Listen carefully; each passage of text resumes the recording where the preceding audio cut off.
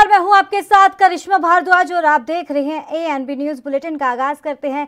नए कृषि कानूनों के खिलाफ जारी किसान आंदोलन को लेकर देर रात गाजीपुर बॉर्डर में हंगामे की स्थिति बन गई है। दरअसल भारतीय किसान यूनियन के प्रवक्ता राकेश टिकैत का ये आरोप है कि पुलिस ने रात को इनके कैंप की बिजली काट दी है और किसानों ने पुलिस और सरकार पर आंदोलन को खराब करने का लगातार ये आरोप लगा रहे हैं। तो वहीं किसान नेता ने यह भी कहा है कि प्रशासन ने आज माहौल खराब कर दिया है, लाइट बंद कर दी है, डर का माहौल बना दिया है और इसीलिए हम लोग यहाँ रात भर जागते रहे, सोए नहीं है। तो वहीं प्रशासन चाहता है कि हमारा आंदोलन खत्म हो जाए।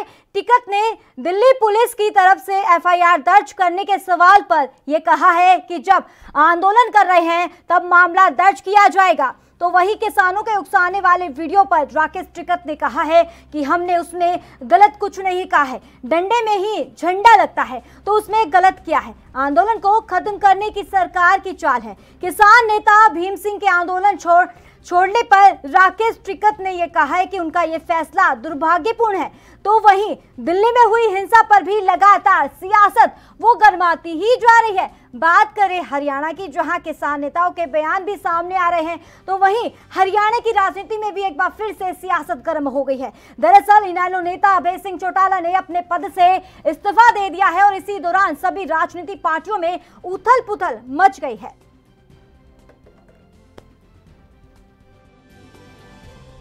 हमने ये कहा कि अपना डंडा लेकर आना, झंडा लगेगा उसमें। बगैर डंडे का झंडा मुझे बता दो भाई कैसे लगता है। मैं आपकी बात मान लूंगा, अपनी गलती मान लूंगा, मुझे वो हुनर बता दो। अरे जब तिरंगा झंडा कभी जीवन में पकड़ा ही नहीं किसी ने, वो बता रही बात। कुछ टीवी चैनल उसको भड़काओ, हाँ भड़काओ कर रहे टीवी चैनल वाले, तो मैं वो कर लग रहा, को भड़का लग रहे, मैं को आतंकवादी हूँ, भड़का लग रहा। मैं किसान हूँ, ट्रैक्टर और किसानों का नेतृत्व करता हूँ, उनकी लड़ाई लड़ता हूँ। हिंसक में मेरा कोई विश्वास नहीं है। जो आदमी भी हिंसक उसमें पाया जाएगा उसको स्थान छोड़ना पड़ेगा, उसके खिलाफ कार्रवाई होगी। साथियों नमस्कार। साथियों, आज की जो घटना हुई है लाल किले पे, वो उसको एक तरह से धार्मिक रंग देना जो है वो निंदनीय है। और हमारा जो आंदोलन है वो केवल किसानों का है, जन आंदोलन है, ये धार्मिक आंदोलन बिल्कुल नहीं है। और दीप सिद्धू ने जो किया है हम उसकी कड़े शब्दों में निंदा करते हैं और हमें लगता है वो सरकार का दलाल है। बहुत दिन पहले से गड़बड़ कर रहा है। हर बार जो किसान नेता है उनके विरुद्ध बोलता है, भड़काता है उनके खिलाफ। हर बार का यही काम है और आज जो उसने किया वो अति निंदनीय है। हमारा लाल किले पे जाने का कोई प्रोग्राम नहीं था, वो बागी होके गया है और लोगों को भी उसके जो बहकावे में इस बात पे आगे कि हम रिंग रोड पे जाएंगे, लोगों को भी ये मालूम नहीं था कि लाल किले पे जाएगा। तो हम उसकी कड़े शब्दों में निंदा करते हैं। जल्दी पूरे प्रदेश का कार्यक्रम बनाऊंगा और प्रदेश के लोगों के बीच में जाकर के इन काले कानूनों के बारे में लोगों को समझाऊंगा, बताऊंगा और ज्यादा संगठित हो किसान। हमारी जो पार्टी है वो चौधरी देवीलाल की नीतियों से बनी हुई है। चौधरी देवीलाल ने इसको पार्टी का पौधा लगाया था, उन्होंने इसकी शुरुआत करी थी। और चौधरी देवीलाल ने हमेशा जब कभी भी गरीब आदमी के साथ, कमेरे वर्ग के साथ, किसान के साथ, मजदूर के साथ किसी भी सरकार ने अनदेखी करने का काम किया, उन्होंने उसका साथ दिया, उस लड़ाई को लड़ा। जब कभी वो सत्ता में थे उन्होंने ऐसे गरीब लोगों के कल्याणकारी काम किए जो आज पूरे देश में लागू है, दुनिया में उनका जिक्र है। पेंशन योजना इस देश में अगर कोई लेकर के आया, लागू करी, तो शख्स का नाम चौधरी देवीलाल था। अगर किसी ने पहली दफा इस देश में किसान का कर्जा माफ किया, उस शख्स का नाम भी चौधरी देवीलाल था। अगर किसी ने ट्रैक्टर को गड्ढा बनाने का काम इस देश में किया तो उसका नाम भी चौधरी देवीलाल था। अगर गरीब हरिजन की और वाल्मीकि की, बैकवर्ड की, अगर कहीं गांव की पंचायत में बड़ी भागीदारी, तो नंबरदार का पद अलग से निकाल करके उनको एक सम्मान देने का काम किया। गरीब आदमी के घर के अंदर बैठने की जगह नहीं थी। उसके लिए चौपालों का निर्माण पहली दफा इस देश में किया तो चौधरी साहब ने किया। ओलावृष्टि से किसान की अगर फसल बर्बाद होगी, खराब होगी, उस फसल का मुआवजा अगर किसी ने शुरू किया तो उसकी शुरुआत भी चौधरी देवीलाल की देन है और कोई दूसरा आदमी नहीं इस देश में जो ये दावा कर सके, कह सके कि मैंने कोई इस तरह के काम किए जिससे देश को फायदा। यहाँ तो ऐसी सरकार बन गई अब इस देश में कि जो कैसे किसान की जमीन से किसान को। तो इस पर तमाम जानकारी देने के लिए हम चर्चा के लिए हमारे साथ खास मेहमान जुड़ गए हैं, किसान नेता नरसिंह जी। नरसिंह जी, बहुत बहुत स्वागत है एएनबी न्यूज पर आपका। नरसिंह जी, आपको आवाज मिल पा रही है? हाँ, आ रही है। सर, बहुत बहुत स्वागत है एएनबी न्यूज पर आपका। जी, आपके लिए धन्यवाद। जी, तो सर, लगातार जिस तरीके से 26 जनवरी को जो दिल्ली में एक भयानक हिंसा देखने को मिली, जहां एक तरफ दो तस्वीरें हम बात कर सकते हैं, जहां एक तरफ तो एक शांतिपूर्ण तरीके से ट्रैक्टर रैली निकाली गई, लेकिन दूसरी तरफ एक ऐसी हिंसक देखने को मिली जो एक भयावह तस्वीर देखने को मिल सकती है। देश को एक जो संदेश देखने को मिला वो उससे उलट था। लेकिन अगर बात करें, इसको जिम्मेदार किसको समझे? देखिए, सबसे पहले मैं इस घटना की जितनी भी निंदा की जाए वो कम है। ये देश के इतिहास में बहुत गलत हुआ है और देश की सम्मान में एक धब्बा लगा है। यहाँ सभी धर्मों के लोग रहते हैं और अपने भाईचारे से अपने जीवन को जीते हैं। और जिन लोगों ने इस कृत्य को किया है उनके खिलाफ कैली से कैली सजा का प्रावधान हो, उनकी जांच होनी चाहिए अच्छे से। बाकी जहां तक अपने अपने संगठनों का सवाल है, भारतीय किसान यूनियन लोक शक्ति ने इस तिरंगा यात्रा में हिस्सा लिया है और सेक्टर 95 से दलित प्रेरणा स्थल से लेकर के अपना शांतिपूर्वक मार्च, जो समय था प्रशासन का और डीसीपी राजेश कुमार सिंह के नेतृत्व में जहां जहां से उन्होंने रास्ता चुना उस पर पहुंचकर 1 घंटे हमारे इस तिरंगा यात्रा को रोक के भी रखा कि आगे जो रास्ता बंद है और कहीं झड़प हो रही है। तो 1 बजे तक उन्होंने इंतजार करने के बाद फिर दोबारा वार्ता करके सहमति बनी और अपना डीएनडी फ्लाईओवर से और क्राउन प्लाजा होते हुए ये सेक्टर 14 और 15 के रास्ते से अपना धरना स्थल पर शांतिपूर्वक निकालकर देश के तिरंगे को लहराते हुए ये अपना संदेश देना चाहा कि आज शांति और सद्भाव और खुशी का पर्व है, ये हमारा राष्ट्रीय पर्व है, इसको शांतिपूर्वक मनाने का ये तरीका है। तो भारतीय किसान यूनियन लोक शक्ति ने अपने संदेश यात्रा में स्पष्ट ये मिसाल दी है कि हम भाईचारे और प्यार से अपनी बात रखना चाहते हैं और तिरंगा हमारे लिए सर्वोपरि है। तो हम इसकी कड़े शब्दों में निंदा करते हैं और जो भी हमारे राष्ट्रीय कार्यकारिणी की आगे की रणनीति होगी उस पर विचार किया जाएगा। चलिए, बहुत बहुत शुक्रिया अहम चर्चा के लिए नरसिंह जी। तो लगातार आपको बता दें कि नए कृषि कानूनों के खिलाफ जारी किसान आंदोलन को लेकर अब देर रात गाजीपुर बॉर्डर में हंगामे की स्थिति बन गई है। दरअसल आपको बता दें कि भारतीय किसान यूनियन के प्रवक्ता राकेश टिकैत का आरोप है कि पुलिस ने रात को इनके कैंप की बिजली काट दी। उसी को लेकर लगातार वो सरकार पर भी तंज कसते हुए नजर आ रहे हैं। तो लगातार किसानों का जो प्रदर्शन है वो जारी है। 2 महीने से ज़्यादा समय हो गया है किसानों के प्रदर्शन का, लेकिन इसी के चलते आपको अहम जानकारी देते चले कि लगातार अब जो किसानों के बीच में भी फुट पड़नी शुरू हो गई है। दरअसल आपको बता दें कि लगातार अब किसान अपने मैदान छोड़कर वापस अपने घर की तरफ लौट रहे हैं। और इसी के चलते अहम जानकारी ये भी दे दें कि ट्रैक्टर से विधानसभा अभय चौटाला पहुंचे थे कल और इसी दौरान उन्होंने अपने पद से इस्तीफा दे दिया है, यानी कि वो पूरी तरीके से पहले से ही किसानों के समर्थन में है। लेकिन यही सवाल है कि क्या अब जिस तरीके से इनेलो के दिग्गज नेता कहलाए जाने वाले अभय सिंह चौटाला ने जो अपने पद से इस्तीफा दे दिया है, कितना दबाव बनाया जा सकता है सरकार पर या और अलग पार्टी की बात करें तो इसको लेकर। तो वहीं अब आपको ये भी बता दें कि जिस तरीके से अभय सिंह चौटाला ने अपने पद से इस्तीफा दे दिया है, किसानों में भी एक खुशी की लहर देखने को मिली है और इसी के चलते चौटाला के इस्तीफे के फैसले का किसानों ने ये स्वागत किया है। और आपको बता दें कि किसान उनका ऋणी रहेगा, ये किसानों ने कहा है। लेकिन इसी के चलते आपको ये बता दें कि लगातार अब जो आंदोलन है वो लगातार बढ़ता ही जा रहा है। नए कृषि कानूनों के खिलाफ जारी किसान आंदोलन को लेकर देर रात गाजीपुर बॉर्डर में हंगामे की स्थिति बन गई है। दरअसल भारतीय किसान यूनियन के प्रवक्ता राकेश टिकैत का ये आरोप है कि पुलिस ने रात को इनके कैंप की बिजली काट दी है। किसानों ने पुलिस और सरकार पर आंदोलन को खराब करने का लगातार ये आरोप लगाते हुए नजर आ रहे हैं और इसी के चलते किसान नेता राकेश ने यह भी कहा है कि प्रशासन ने आज माहौल को वो पूरी तरह से खराब कर दिया है, लाइट बंद कर दी है, डर का माहौल बनाया जा रहा है और इसलिए हम लोग यहाँ रात में लगातार जगते रहे। प्रशासन चाहता है कि हमारा आंदोलन खत्म हो जाए। टिकैत ने दिल्ली पुलिस के तरफ से एफआईआर दर्ज करने के सवाल पर यह कहा है कि जब आंदोलन कर रहे हैं तब मामला दर्ज किया जाएगा। तो वही किसानों के उकसाने वाले वीडियो पर भी राकेश ने बयान दिया है। उन्होंने कहा है कि हमने उसमें गलत कुछ नहीं कहा है, डंडे में ही झंडा लगता है और तो उसमें गलत क्या है। आंदोलन को खत्म करने की सरकार की चाल है। और किसान नेता भीम सिंह के आंदोलन छोड़ने पर राकेश ने एक बार ये कहा है कि उनका यह फैसला दुर्भाग्यपूर्ण है और वहीं दिल्ली में हुई हिंसा पर भी लगातार सियासत है वो लगातार गर्माती ही जा रही है।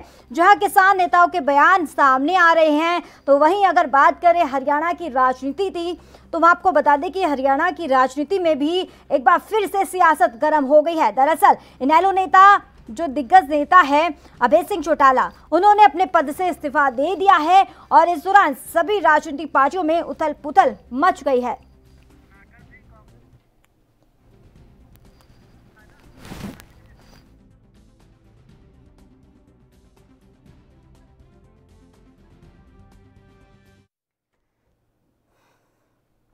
तो इस पे अहम चर्चा के लिए हमारे दो खास मेहमान जुड़ गए हैं। जो एक कांग्रेस प्रवक्ता है रत्नाकर सिंह और दूसरे हैं बीजेपी प्रवक्ता यानी कि अमित त्रिपाठी। सर, आप दोनों का बहुत बहुत स्वागत है एएनबी न्यूज पर।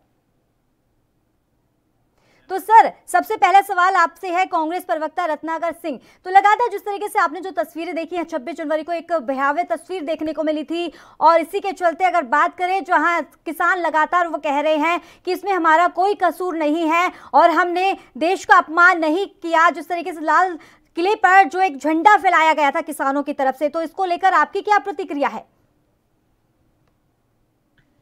देखिए, ये भारतीय जनता पार्टी पहले दिन से ही इनकी कोशिश रही है कि इस आंदोलन को किस तरह से दबाया जाए, कुचला जाए, किसानों को किस तरह से फूट डाला जाए किसानों के नेताओं के बीच। तो ये एक भारतीय जनता पार्टी की साजिश रही है शुरू से ही।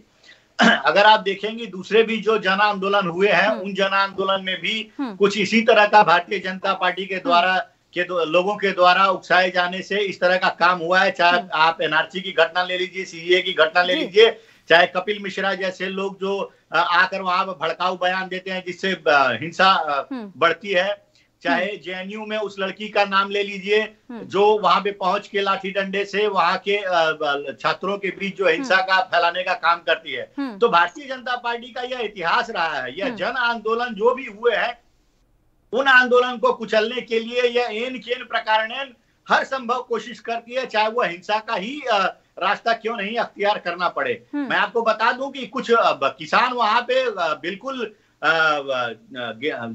जो लाल किले पे किसान वहां पे नहीं थे, वहां पे दीप सिद्धू और उनकी पूरी गैंग थी। और ये दीप सिद्धू कौन है? ये दीप सिद्धू वही है जो खालिस्तान समर्थक है। कुछ वीडियोस भी आप देखे रहेंगे कि दीप सिद्धू वहां पे पहुंच रहे हैं किसान आंदोलन में, तो किसान किस तरह से उनको भगा रहे हैं। तो दीप सिद्धू कहीं ना कहीं इस आंदोलन को डीरेल करने की कोशिश किए हैं। वहां पे जाके जो हिंसक घटनाएं हुई है ये दीप सिद्धू और उनकी पूरी गैंग का हाथ है। और दीप सिद्धू कौन है? ये दीप सिद्धू वही है जो भारतीय जनता पार्टी के लोगों के साथ फोटो खिंचवाते हैं, गृह मंत्री के साथ बैठ के मीटिंग करते हैं, नरेंद्र मोदी जी प्रधानमंत्री के साथ बैठ के फोटो खिंचवाते हैं, और जिनको इनके सांसद सनी देओल जी कहते हैं कि ये छोटे भाई हैं। तो इनका नाता कहीं न कहीं गहरा नाता इनका भारतीय जनता पार्टी से जुड़ा हुआ है। और ये इनको साजिश के तहत वहां पे इनकी पूरी गैंग को लाई गई और लाल किले पे जो भी घटनाक्रम हुआ वो इनकी गैंग का पूरी कारस्तानी थी। और इस किसान आंदोलन को बदनाम करने की भारतीय जनता पार्टी की एक पूरी की पूरी साजिश थी। किसान अगर यह चाहता कि वहां पे हिंसा का रास्ता अगर उसको अख्तियार करना होता तो आज 2 महीने से ज्यादा दिन हो गए हैं, वो क्यों नहीं हिंसा का अपनाया? वो तो शांतिपूर्वक वहां पे प्रदर्शन कर रहे हैं आज 2 महीने से, कपकपाती हुई ठंड में वहां पे बूढ़े बच्चे और सब वहां पे अपनी मांगों पे अड़े हुए हैं। तो कहीं न कहीं किसान जो है शांतिपूर्वक अपना आंदोलन कर रहे थे। भारतीय जनता पार्टी के द्वारा उकसाए हुए लोगों द्वारा वहां पे हिंसक प्रदर्शन किया गया, जिससे कि इस आंदोलन को डीरेल किया जा सके। यही इनकी मंशा रही है। तो अमित जी, आपसे सवाल है कि जिस तरीके से रत्नाकर सिंह ने जिस तरीके से बताया है कि जो हिंसक फैलाया है वो बीजेपी सरकार लगातार फैला रही है, तो सीधा सीधा आरोप बीजेपी सरकार पर लग रहा है, तो आपका क्या कुछ कहना है इस पे, क्या कुछ प्रतिक्रिया है? देखिए, पहले तो बेशर्मी का कोई जवाब देना मैं उचित नहीं समझता हूं, क्योंकि जिसको ये किसान आंदोलन बता रहे थे वहां पर इनके नेता जा जाकर फोटो खिंचवा रहे थे। आज जब उन्हीं किसान की आड़ में इनके गुंडों ने जो गणतंत्र दिवस के दिन उत्पात मचाया है, उसके बाद आज जब इनकी पोल खुल गई है तो ये भारतीय जनता पार्टी पे आरोप लगा रहे हैं। मैं कहना चाहता हूं इनसे, क्या तिरंगे का अपमान ये स्वीकार करते हैं? तिरंगे का अपमान किया गया, इनके किसी नेता ने एक शब्द नहीं बोला है। पुलिस के ऊपर हमला किया गया, पुलिस के ऊपर ट्रैक्टर चढ़ाया गया, तलवारों से एसीपी डीएसपी रैंक के अधिकारियों को मारा गया है। ये क्यों नहीं कहते हैं कि इन लोगों की गिरफ्तारी हो, राकेश टिकैत जैसे लोगों की गिरफ्तारी हो और इनको जेल में डालना चाहिए? ये क्योंकि डरते हैं, इन्हीं के षड्यंत्र से ये सारी चीजें हो गई हैं। आज अपने वजूद को बचाने के लिए कांग्रेस ने जो ओछी हरकत की है, देश माफ नहीं करेगा। देश ने देखा है कि कांग्रेस के षड्यंत्रकारियों ने जिस तरीके से बीजेपी का हाथ है, बीजेपी सरकार का हाथ है सर। देखिए, देश की जनता के सामने ये बेनकाब हो गए हैं, भारतीय जनता पार्टी के ऊपर आरोप लगा रहे हैं। सर दीप सिद्धू कौन है? सर दीप सिद्धू कौन है? लखा कौन है सर? अमित सर, लखा कौन है? दीप सिद्धू कौन है सर? वो तो आप मैं आपसे बहुत जिम्मेदारी से कहना चाह रहा हूँ, जिनके भी आप नाम ले रही हैं, ये चाहे कहीं पर भी होंगे, इनके खिलाफ भी कार्रवाई होगी। इन किसी को एफआईआर दर्ज हो चुकी है सर, अब आगे की कार्रवाई। हाँ जी, देखिए, एफआईआर हुई ना, एफआईआर पहले होगी फिर कार्रवाई होगी, दोनों चीजें साथ साथ हो रही हैं। अब मैं आपको बताता हूँ, आप मुझे बताइए, क्या किसान आप जिनको किसान आज भी मीडिया बता रहा है, क्या किसान 70 सालों से परेशान नहीं था?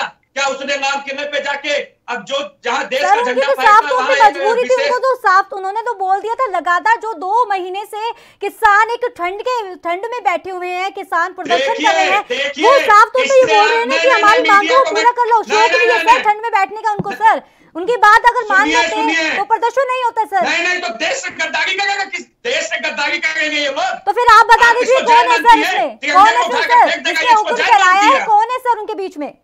जिम्मेदार कौन है सर? गुंडे हैं, कांग्रेस के गुंडे हैं, खालिस्तानी है, राकेश टिकैत के गुंडे हैं ये। और सर जो खुद एक गुंडा है, उसके ऊपर भी कार्रवाई होगी, निश्चित होगी। अमित सर योगेंद्र यादव एक गुंडा है। प्रदर्शन के दौरान सर कई किसान मरे भी है सर, मरे भी है, सुसाइड भी किया है किसानों ने सर। कौन है जिम्मेदार सर इसका? आपको वो सुसाइड समझ में आ रहा है जो पुलिसकर्मी ट्रामा सेंटर में एडमिट है, जिनको कुछ भी कभी भी हो सकता है। ठीक है सर, आपके दर्द नहीं है आपके चैनलों पे, आप गुंडों को किसान बताकर जबरदस्ती देश में थोपना चाहती है। सर उस पर भी चर्चा कर रहे हैं, लेकिन बात वही है ना कि किसान आप जिस तरीके से बोल रहे हैं वो किसान नहीं है, किसान नहीं शामिल है। सर आप बता दीजिए सर, आपकी निशाना साधा जा रहा है। मैडम, किसान नहीं, वो गद्दार है जिन्होंने हमारे तिरंगे का अपमान किया है, वो स्वीकार नहीं किया जाएगा। इन गद्दारों को इनकी जगह पहुंचाई जाएगी और एक एक पर कार्रवाई की जाएगी। रत्नाकर सर आपका जी आपका क्या? देखिए, ये भाई साहब जो कह रहे हैं कि कार्रवाई की जाएगी, तो कहीं न कहीं इनकी मंशा उन लोगों के ऊपर कार्रवाई करने की है जो किसान हैं, जो कल्प्रिट होते हैं एक्चुअल, उनके ऊपर ये कार्रवाई नहीं करते हैं। आप इतिहास उठा के देख लीजिए, कपिल मिश्रा जो आंदोलन को उकसाए थे, उनको बाद में Z+ की सुरक्षा दी गई। इन भाई साहब को तिरंगा के प्रति भारतीय जनता पार्टी को काफी प्यार है।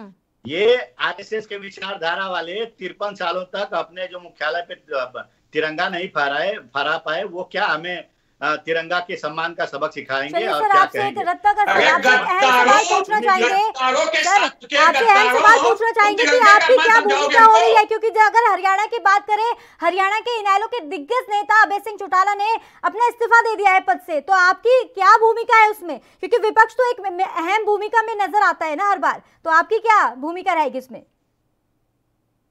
देखिए, हमारी भूमिका एकदम साफ है, हम किसानों के साथ खड़े हैं और किसानों क्या कर रहे हैं सर? किसानों के लिए आप कर क्या रहे हैं सर? किसानों पे गोली चलवाने वाले आज किसानों के नाम पे ढोंग कर गए कि सिखों का कत्लेआम करने वाले आज यहाँ पर ढोंग बता गए। रत्नाकर सर, आप अपनी जिनको देश की आजादी के बारे में पता नहीं है, जिन्होंने देश को बेचने का काम किया, वो आज आजादी बता गए। अमित सर, एक सेकंड पहले आप रत्नाकर सर की बात सुन लीजिए, फिर आपसे भी बातचीत की जाएगी। नहीं, ये ज्ञान बहुत हो गए। आप मुझे आज बताइए, किसानों के नाम पर ठगने का काम बताइए, किसान के बिल में कहाँ कमी है ये मुझे बताइए। कहाँ लिखा है कॉन्ट्रैक्ट में कि किसानों की जमीनों को कॉन्ट्रैक्ट किया जाएगा? बताइए। केवल झूठ और गुमराह करते हैं यहाँ चैनल पर बैठ के। इन लोगों ने ठगने का काम किया सबसे ज्यादा किसानों को। आज किसान अपने खेत में, इनके गुंडे वहां बैठे हैं और इन गुंडों की जो सुताई होगी वो आप देखेंगे आगे आने समय में। और आप देखिए, रत्नाकर जी, आपकी क्या राय है? आपकी चुप्पी में कुछ ना कुछ तो घोटाला लग रहा है सर, आप भी अपनी राय दीजिए सर, प्रतिक्रिया दीजिए। जिस तरीके से वो बयानबाजी कर रहे हैं, तो आप भी अपनी राय दीजिए ना सर। मैं प्रतिक्रिया दे तो रहा हूँ। ये देखिए, ऑर्डर खाली होने लगे, जो उत्पाद इनको बचाना था ये मचा चुके हैं। देखिए, फ्रंट पे इन लोगों ने बॉर्डर खाली करना शुरू कर दिया, क्योंकि इनको पता है कि जिस काम के लिए उत्पाद बचाने आए थे वो काम इन्होंने कर दिया। देश को 26 जनवरी को गणतंत्र दिवस हो रहा था, जो ये काली छवि देश की पेश करना चाहते थे आंदोलनकारी, इन्होंने करने का काम किया। देश की छवि खराब करने का काम इन आंदोलनकारियों ने किया। इसी का षड्यंत्र 2 महीने से रचा जा रहा था चिन्ना बॉर्डर पर बैठकर। आखिर क्या है, आज किसान अपने खेत में ये गद्दार हमें सिखाएंगे? किसान कभी भी देश से गद्दार, वो देश का अन्नदाता है। हमारे लिए गर्व की बात है कि वो देश से कभी भी गद्दारी करके कभी भी देश से वो नहीं कर सकता। लेकिन इन लोगों ने कुछ लोगों को गुमराह करके वहां बैठाने का काम किया है, और उसी का जो किसान होते हैं ना, तो ये नहीं हो गई होती करिश्मा जी। ये सिर्फ आंदोलनकारियों ने अपने उंगली सीधा किए। कांग्रेस ने अपनी राजनीति चमकाने के लिए ये गंदा कृत्य को करने का अंजाम दिया है, लेकिन देश ने देखा, देश मांग कर रहा है कि ऐसे लोगों के खिलाफ कार्रवाई होनी चाहिए, और हम कार्रवाई कर रहे हैं। अपनी राय दीजिए। अगर इनको शांत कराएंगी तो मैं अपनी आवाज अमित जी, आप पहले इनकी बात सुन लीजिए, फिर आपसे भी दोबारा बातचीत होगी। हाँ जी, बोलिए सर। ये कह रहे हैं, देखिए, ये आज किसान आंदोलन आज अपना 2 महीने से जो हो रहा है, किसान सरकार 10 दौर की वार्ता कर चुकी है, लेकिन कोई नतीजा हासिल नहीं हुआ है। अगर हम किसान को बहला रहे हैं, फुसला रहे हैं, अगर उनको सही दिशा नहीं दे पा रहे हैं, तो 10 दौर की वार्ता में आपने क्यों समझा लिया कि आपके साथ जो लोग खड़े हैं वो आपको सही हल निकाला जा सकता है। क्या चाहते हैं? 10 बार की बातचीत अगर फेल हो जाती है तो क्या गोली चल जाएगी? यही आप करवाना चाहते थे ना, लेकिन आपको भी इसका खामियाजा भुगतना पड़ेगा। पंजाब के किसान भाइयों को जो गुमराह करने का काम किया है वो किसानों ने देखा है, और आने वाले समय आपको इसका जवाब दिया जाएगा। और आपके नेता जो इसमें पकड़े गए हैं, जिनके खिलाफ FIR हुई है, उनके ऊपर हम कार्रवाई करने जाएंगे, किसी को भी छोड़ने नहीं जा रहे। जो भी गद्दारी करेगा उसको उसी। और आप आरोप कांग्रेस पे लगा रहे हैं। आप किसानों की समस्या को हल करने की बजाय दोषारोपण कांग्रेस पे लगा रहे हैं। माननीय, आप ये समझिए, आजकल की जो हिंसक घटना हुई है उसकी विफलता का पूरी तरह से जिम्मेदार कोई है तो गृह मंत्रालय जिम्मेदार है। सर, आप भी तो दबाव बना सकते हैं सरकार पर। विपक्ष की एक अहम भूमिका रहती है, यही सवाल आपसे किया जा रहा है कि विपक्ष की अहम भूमिका रहती है। आप किसी न किसी तरीके से आप दबाव बना सकते हैं ना, किसानों के समर्थन में है तो फिर देखिए, तो इतनी हिंसा का समर्थन नहीं रहा है, लेकिन इस हिंसा के पीछे कौन है कि उजागर करने का काम विपक्ष का है। इनके खुद के नेता दीप सिद्धू जो है, इनके कार्यकर्ता दीप सिद्धू जो है, वहाँ पे आके सोना बनाने वाले जिनको खेती नहीं किए जो सोने चम्मच अमित जी, आपकी पार्टी की तो बात ही मत कीजिए सर, आपकी तो पार्टी की बात ही मत कीजिए। आपके खुद के बीजेपी जो नेता है कई समर्थन में है किसानों के, और फिर उसके बावजूद भी आप कह रहे हैं कि हम हित में हैं किसानों के। ये गलत बात है, दो बात मत कीजिए। मैडम आप बताएंगे कि मैं पार्टी की, अरे कांग्रेसों को क्यों नहीं समझाती है? आप अमरिंदर सिंह से क्यों नहीं पूछती है कि जो भी वो अपने यहाँ लागू करने की बात करते हैं, जो अंबानी की वो बात करते हैं, वो अंबानी की गोद में बैठ के वो अंबानी और अडानी का मुख उठाते हैं। आज राज कर रहे हैं, किसानों के हित की बात नहीं सोच रहे हैं, अडानी और अंबानी का गुलाम भरने की बात सोच रहे हैं, तो विपक्ष अपनी भूमिका निभाएगा। विपक्ष वो बात बताएगा ही जनता को किस तरह से बात जाए। तो कृषि मंत्री नरेंद्र सिंह तोमर ने भी तो बोला था कि कृषि सुधार को लेकर, कानून को लेकर आपने भी बात रखी थी किसानों के समर्थन में, लेकिन उसके बाद जब हमने इसको शुरू की तो उसके बाद आप लगातार निशाना साध रहे हैं। देखिए, मैं यही बोलना चाहता हूँ, देखिए इस तरह से डिबेट नहीं हो सकता। वो चिल्लाएं इधर से, मैं चिल्लाऊं उधर से, एक एक करके बात अपनी रखने का मौका दीजिए ताकि लोगों को समझे। यहाँ भाषणबाजी नहीं हो रही, अपने मुद्दे रखने की बात हो रही है। सबसे पहले जो 168 किसान मरे हैं, वो 168 किसान मरने की जिम्मेदारी किसकी है?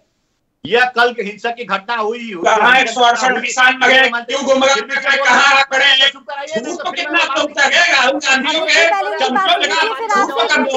सर पहले आप उनकी बात सुन लीजिए अमित जी, फिर आपसे बातचीत की जाएगी। नहीं तो झूठ क्यों बोल रहे हैं? आप इनको सही कीजिए ना, टीवी पे कुछ भी बोलेंगे। 168 किसान कहाँ लगेंगे बताइए? आप मेरे बोलने के बाद आप जो है सफाई दीजिए, आप बीच में टोकिए मत। सफाई नहीं तो सच बोलिए, टीवी पे बोल के अपने राहुल गांधी तक इतनी मत भागिए, जो सही है उसको बोलने का काम कीजिए। 168 किसान कहीं पर भी नहीं है, झूठ मत बोलिए।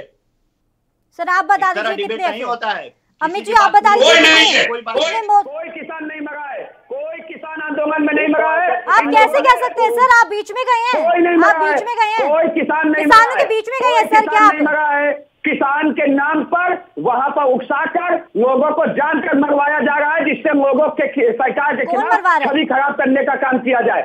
इन लोगों ने वहां पर किसानों को बहला फुसला कर जहर देने का काम भी ये लोग कर रहे हैं। ये लोग किसी भी नीति हरकत पर जाने का काम कर सकते हैं। बहुत गलत बात है सर, लगातार हम यही बात करते आते हैं, लगातार आपसे बातचीत होती है, दर्शकों को हम सच्चाई से रूबरू कराते हैं, लेकिन राजनीतिक पार्टियों में ये किसान लगातार फंस रहे हैं। ये बहुत गलत बात है। हम सच्चाई को दिखाने की कोशिश करते हैं, लेकिन आपस में आप खुद ही भिड़ जाते हैं। चलिए, आप दोनों खास मेहमानों का बहुत बहुत शुक्रिया अहम चर्चा के लिए। तो इस खास बुलेटिन में फिलहाल इतना ही, दीजिए इजाजत, नमस्कार।